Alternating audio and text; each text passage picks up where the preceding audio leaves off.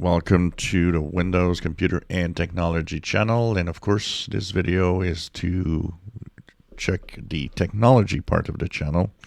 If you have a iPhone, well, there's a very important update for iPhones and Macs.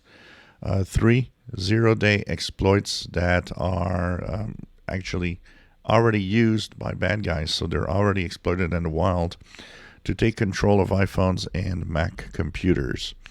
So one of them has to do with the browsing, that you actually have a sandbox that you can escape.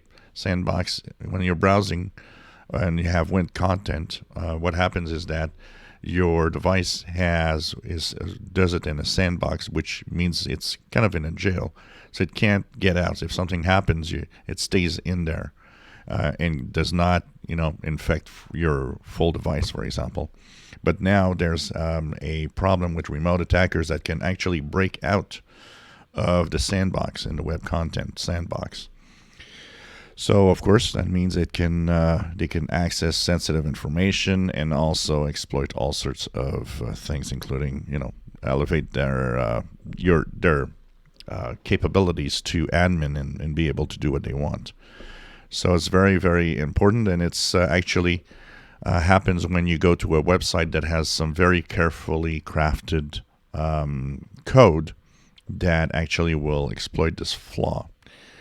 So the 3 0 days in Mac OS Ventura 13.4, iOS and iPad OS 16.5, tvOS, and Watch OS, also Safari.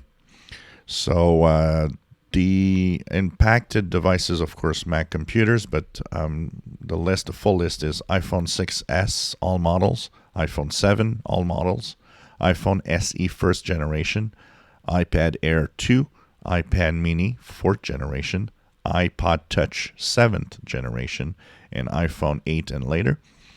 The iPad Pro all models, iPad Air 3rd generation and later, iPad 5th generation and later, and iPad Mini 5th generation and later.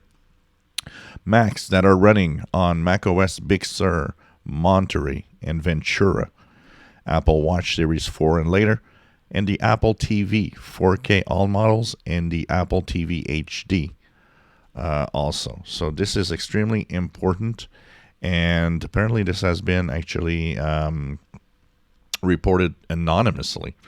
So this is now gives 6 0 days that have been patched since the start of 2023.